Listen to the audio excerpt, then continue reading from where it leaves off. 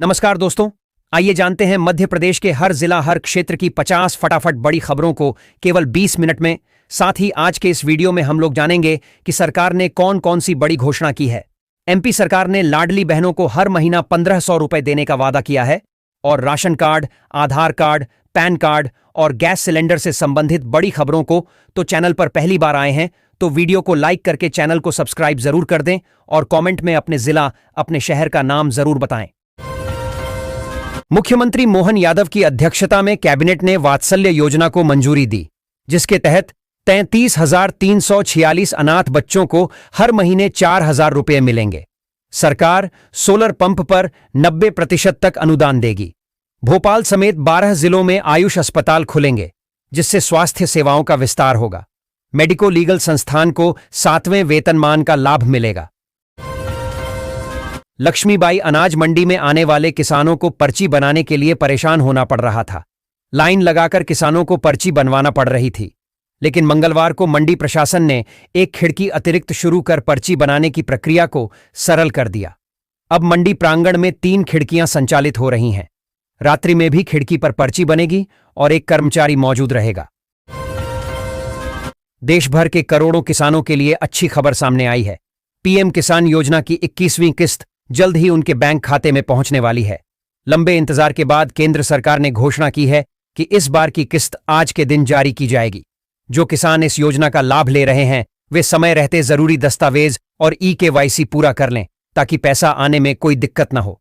इस लेख में हम आपको पीएम किसान योजना की 21वीं किस्त जारी की जाएगी से जुड़ी सभी महत्वपूर्ण जानकारी आसान और सरल भाषा में बताएंगे।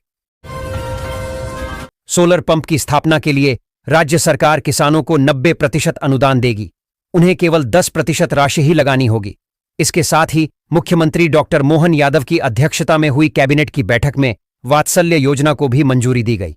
इसमें 33,346 अनाथ बच्चों को हर माह सरकार 4,000 रुपये देगी। सीएम डॉ मोहन यादव के नेतृत्व में आयोजित की गई एमपी कैबिनेट बैठक में राज्य से जुड़े कई महत्वपूर्ण प्रस्तावों पर मुहर लगाई गई। इसकी जानकारी देते हुए उप मुख्यमंत्री राजेंद्र शुक्ल ने बताया कि बैठक में सामाजिक सुरक्षा, स्वास्थ्य सेवाओं के विस्तार, निवेश और सिंहस्थ से जुड़ी तैयारियों को लेकर अहम निर्णय लिए गए। वहीं लाडली बहना योजना से जुड़ी महिलाओं को आर्थिक रूप से सशक्त करने के लिए उन्हें रोजगार से जोड़ने के साथ ही और क्या क्या किया जा सकता है। प्रदेश में न्यूनतम समर्थन मूल्य पर धान का उपार्जन 1 दिसंबर से 20 जनवरी 2026 तक होगा, जबकि ज्वार और बाजरा 24 नवंबर से 24 दिसंबर तक खरीदा जाएगा। खरीदी सोमवार से शुक्रवार होगी। शनिवार रविवार को परिवहन भंडारण पर जोर होगा।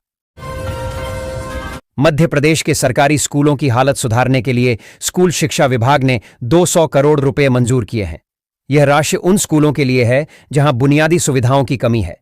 यूडाइस की रिपोर्ट के अनुसार कई स्कूलों में भवन, शौचालय और पेयजल जैसी सुविधाओं का अभाव है। विभाग ने 200 स्कूलों को चिह्नित किया है जहां तत्काल सुधार की आवश्यकता है। जर्जर भवनों को तोड़कर नए भवन बनाए जाएंगे। एमपी में मंडियों में सोयाबीन का भाव बढ़ रहा है। इसका सीधा असर भावांतर योजना 2025 पर पड़ा है। योजना में सोयाबीन के मॉडल रेट में भी बढ़ोतरी हो रही है। भावांतर योजना के अंतर्गत सोयाबीन विक्रेता किसानों के लिए 18 नवंबर को 4,255 रुपये प्रति क्विंटल का मॉडल रेट जारी किया गया था। इस मॉडल रेट के आधार पर ही किसानों को भावांतर की राशि की गणना की जाएगी। मध्य प्रदेश के ग्वालियर में पंजीयन विभाग ने रजिस्ट्री की प्रक्रिया को आधुनिक और पारदर्शी बनाने की दिशा में बड़ा कदम उठाया है। साल 2025 से पहले 15 साल पुराना रिकॉर्ड पूरी तरह स्कैन करके ऑनलाइन उपलब्ध कराया जाएगा।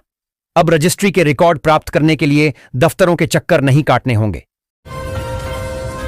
प्रदेश में 20 साल से बंद सरकारी लोक परिवहन सेवा नए सिरे से 7 चरणों में सड़कों पर उतरेगी। पहले चरण में इंदौर और आसपास के 50 किलोमीटर क्षेत्र में अनुबंधित बसें चलेंगी। दूसरे चरण में इंदौर संभाग के सभी जिलों तक विस्तार होगा। भोपाल व उज्जैन शहर के 50 किलोमीटर के दायरे में आने वाले सभी शहर व अंतर शहरी रूट पर बसें दौड़ेंगी। प्रदेश में यात्री परिवहन व्यवस्था विकसित करने में यात्री की सुविधा और सुगमता को सर्वोच्च प्राथमिकता दी जाए। यात्रियों के लिए ऐप पर बस की बुकिंग, किराया भुगतान के साथ वाहन की लोकेशन, बस के आवागमन की सूचना की सुविधा उपलब्ध होनी चाहिए। नगर निगमों द्वारा संचालित बसों भारत सरकार द्वारा मिलने वाली ई बसों को भी एक ही व्यवस्था के अंतर्गत सम्मिलित किया जाए। मध्य प्रदेश के उज्जैन में सिंहस्थ 2028 के लिए स्थायी रूप से जमीन लेने के लिए लाए गए लैंड पुलिंग एक्ट को सरकार ने वापस ले लिया है। सोमवार को देर रात किसान संघ से मीटिंग के बाद सीएम मोहन यादव ने इसका ऐलान किया। जमीनों के स्थायी अधिग्रहण के एक्ट को राज्य सरकार द्वारा वापस लेने के फैसले को भारतीय किसान संघ ने किसानों की बद्धी जीत बताया है। सेना भर्ती कार्यालय महू द्वारा अग्निवीर भर्ती रैली 2025 से 26 खंडवा रोड स्थित देवी अहिल्या विश्वविद्यालय स्पोर्ट्स कॉम्प्लेक्स में 23 नवंबर से 5 दिसंबर तक आयोजित की जाएगी।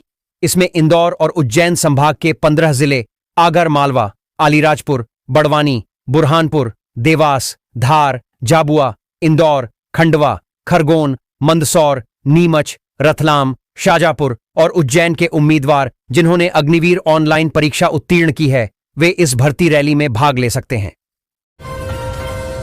भोपाल में किरार सम्मेलन में शिवराज सिंह चौहान ने मुख्यमंत्री पद से बदलाव पर बात की। उन्होंने कहा कि जब मोहन यादव को मुख्यमंत्री बनाने का फैसला हुआ तब वे थोड़े भावुक थे। शिवराज ने बताया कि यह उनके जीवन की परीक्षा थी, लेकिन उन्होंने खुद मोहन यादव का नाम प्रस्तावित किया।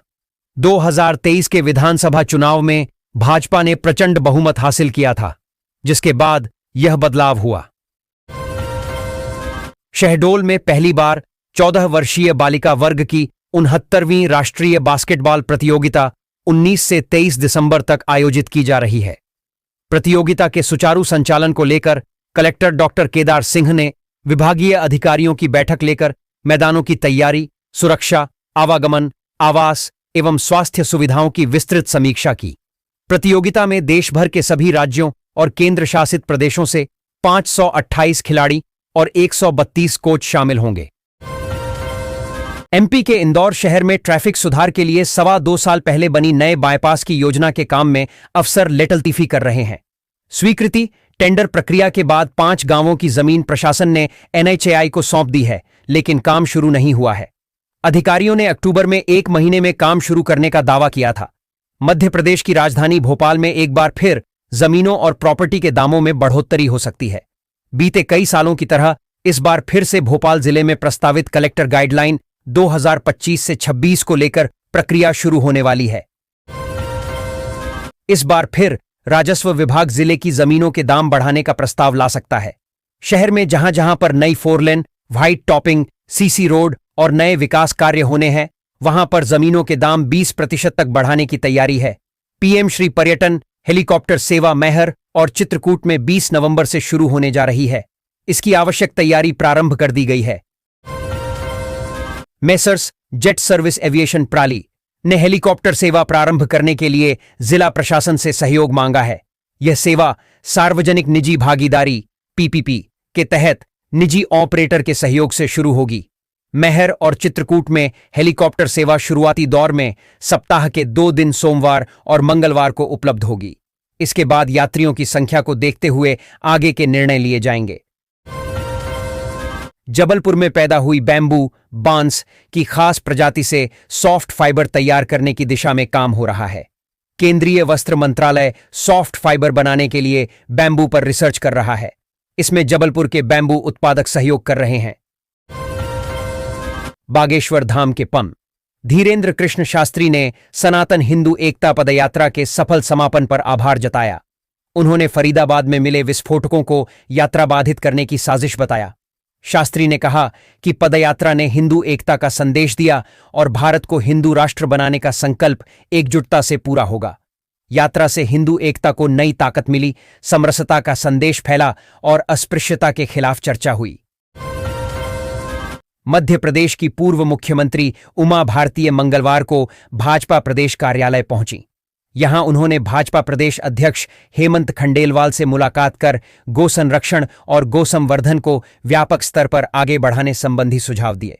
उन्होंने कहा कि गाय केवल हमारी आस्था का विषय नहीं, बल्कि ग्रामीण अर्थव्यवस्था का आधार भी है। प्रवर्तन निदेशालय ईडी भोपाल ने state bank of India SBI से 1266 करोड़ रुपए की धोखाधड़ी के मामले में बड़ी कार्रवाई की है। इसमें advantage overseas private limited AOPL के निदेशक श्रीकांत भासी की दुबई स्थित 51 करोड़ रुपए की अचल संपत्ति अस्थायी तौर पर बंधक कर ली है। धन शोधन निवारण अधिनियम के अंतर्गत संपत्ति कुर्क की गई है। विकास के नाम पर करोड़ों रुपए खर्च होने के बावजूद आदिवासी विकासखंड केसला के दूरस्थ ग्रामीण अंचलों में आज भी ग्रामीण मूलभूत सुविधाओं से मोहताज हैं। सिस्टम को आईना दिखाने वाली एक तस्वीर ग्रामीण विनोद बारिवा ने सोशल मीडिया पर साझा की है। ग्रामधाई के नयापुरा मार्ग से रोज पानी से भरे गंदे नाले से होकर ग्रामीण बच्चों को स्कूल जाना पड़ता है। दिल्ली में प्रदर्शन करने जा रहे लगभग 100 किसानों को नर्मदापुरम रेलवे स्टेशन पर पुलिस ने रोक दिया। राष्ट्रीय दक्षिण भारतीय नदी संपर्क किसान संगठन के नेतृत्व में किसानों ने ट्रेन से उतारे जाने पर हंगामा किया और अर्धनग्न होकर प्रदर्शन किया। प्रशासन उन्हें वापस भेजने की व्यवस्था कर रहा है। किसानों के हंगामे से जीटी एक्सप्रेस 2.5 घंटे से ज्यादा लेट हुई। सोने में गिरावट मुख्य रूप से बाजारों द्वारा फेड द्वारा दिसंबर में ब्याज दरों में कटौती की उम्मीदों को तेजी से कम आंकने के कारण हुई।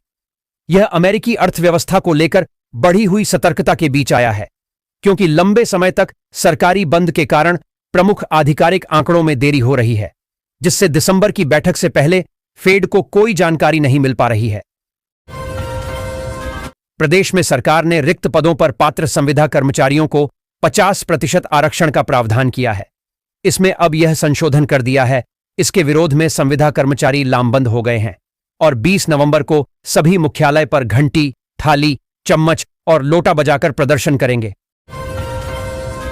भोपाल में राज्य शिक्षा केंद्र के सामने प्रदर्शन होगा। सरकारी विद्यालयों में पदस्थ शिक्षकों को अब ऐप के माध्यम से ई-अटेंडेंस नहीं लगाना भारी पड़ेगा।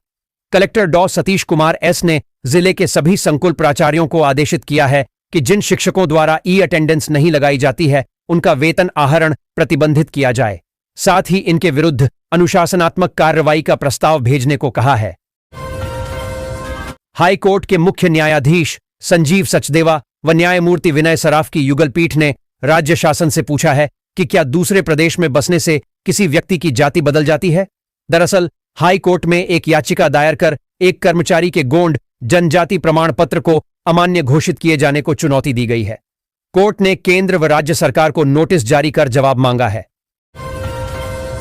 हाई कोर्ट के न्यायमूर्ति मनिंदर सिंह भट्टी की एकल पीठ के समक्ष सोमवार को प्रदेश के सरकारी स्कूलों में शिक्षकों के लिए ई-अटेंडेंस अनिवार्यता के मामले में सुनवाई हुई।